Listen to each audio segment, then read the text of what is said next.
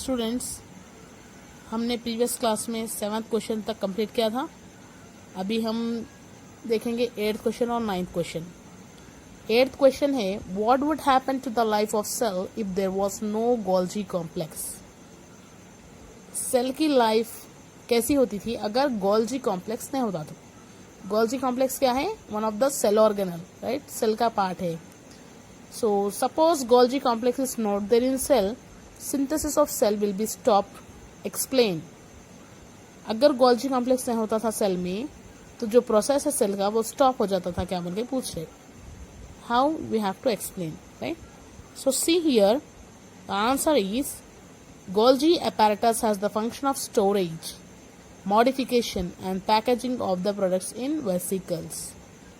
Golgi apparatus का function क्या है? स्टोरेज, वेरियस सब्सटेंस को स्टोर करके रखता, राइट, और पैक करके रखता different various of substances. They play a vital role in secretion of enzymes and hormones. Enzymes और हार्मोन्स रिलीज करने में, सीक्रेट करने में इसका इम्पॉर्टेंट रोल है गोल्जी अपैरेटस का, राइट, ये ऑर्गेनल का। If there is no Golgi apparatus, packaging and dispatching of material synthesised by the cell will be stop. अगर गोल्जी अपैरेटस नहीं होता तो ये जो पैकेजिंग है वेरियस सब्सटेंस की वो नहीं होती थी, रुक जाता था, राइट, इसका प्रोसेस रुक जाता था। Secretion such as hormones and enzymes are blocked due to the absence of Golgi complex.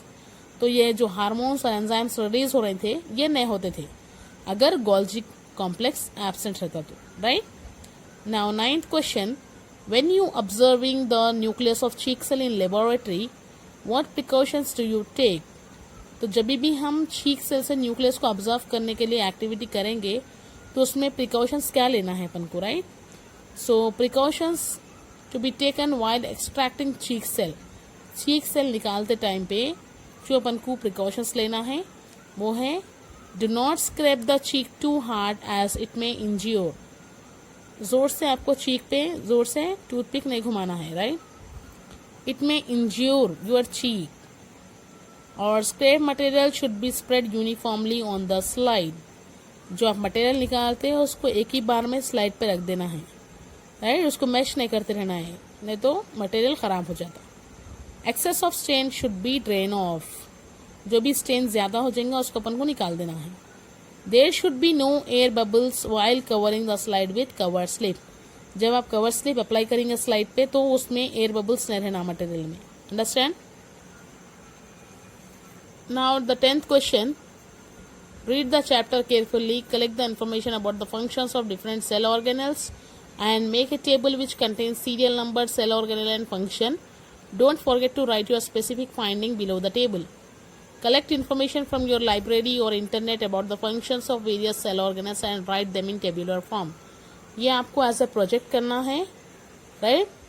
सो यहाँ पे हम सिर्फ इसके फंक्शंस देखेंगे और सीरियल नंबर से सेल ऑर्गेनल्स को देखेंगे, right.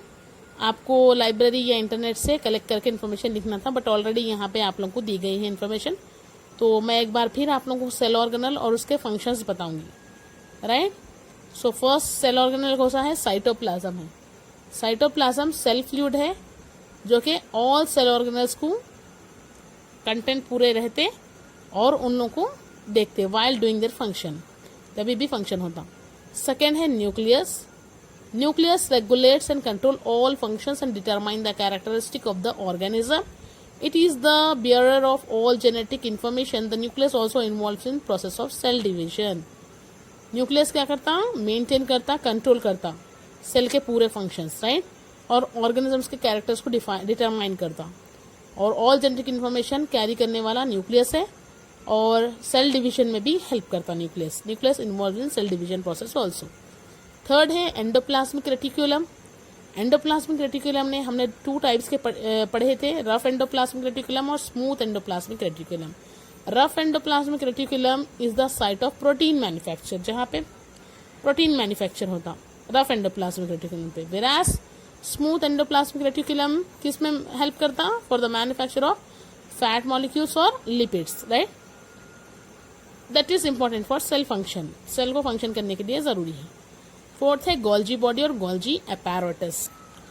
The function of the Golgi bodies is to pack various substance before it is transported to another parts of the cells. तो Golgi complex का function क्या है? ये पूरा स्टोरेज की तरह पैक करके रखता है वेरियस सब्सटेंस को, सेल के अदर पार्ट्स में भेजने से पहले पूरों को पैक करके रखता है, राइट. फिफ्थ है lysosomes. Lysosomes contain destructive enzymes. The material that need to be destroyed are transported to the lysosomes. At times, the lysosome bursts and the enzymes are released to digest the cell. These are also known as the suicidal bags of the cell.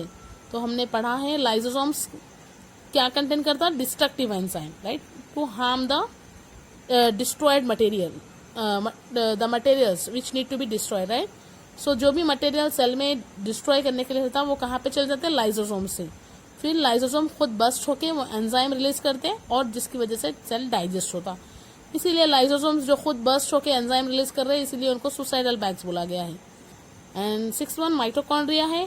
Mitochondria responsible for cellular respiration. Cell में जो respiration process होता है ना उसका responsible कौन है? Mitochondria है.